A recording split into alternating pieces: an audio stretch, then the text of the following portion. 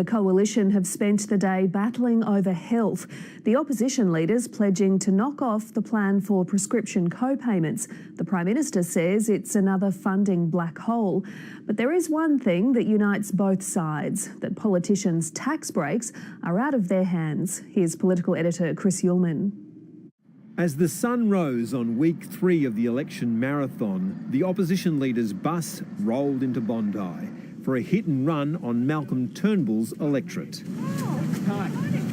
A couple of hours and about 6 kilometres away, the Prime Minister went walkabout at a food and wine festival. Hello, Sussan Ley. How are you going? Today's theme was health, with the government offering $7 million to give young people better access to clinical trials. We're going to remove the rules that at the moment say that young people can't participate because they fall between children and adults. That's ridiculous. And Labor has pledged to scrap a coalition plan to add $5 to the cost of each pharmaceutical benefit scheme prescription. Labor's policies that we've been announcing this week are about preserving Medicare and keeping down the price of medicine and prescription drugs.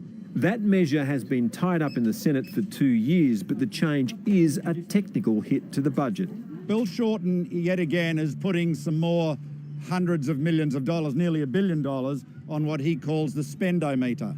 The Prime Minister and his Health Minister seemed at odds when asked if the coalition would persist with the co-payment. Yes, there's no change to that. Well, we will look at the policies after the election. And after saying its plans to unfreeze Medicare rebates were aimed at saving bulk billing, Labor was forced to concede today that the bulk billing rates have risen. And I'd welcome that bulk billing remains high. That's a good thing. We want to preserve that. But the opposition leader can point to a funding source for his health plans by not following the government's lead. To give $50 billion over the next 10 years in business tax cuts. There was a single issue that brought both sides together today, the question of tax deductions for politicians who own homes in Canberra. Rules relating to tax deductions are not set by the politicians. These matters are set by an independent tribunal. But none of this matters if no one's listening, and right now hardheads in both major parties say they don't think that people are engaged.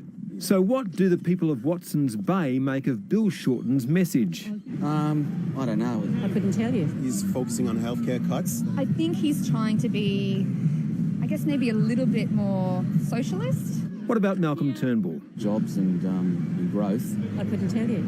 I'd say strong economy. Look after the rich.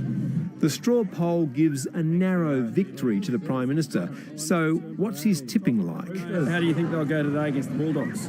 They'll be triumphant. Triumphant. Bulldogs 32, Roosters 20. He's also backing the coalition. Chris Uhlmann, ABC News, Canberra.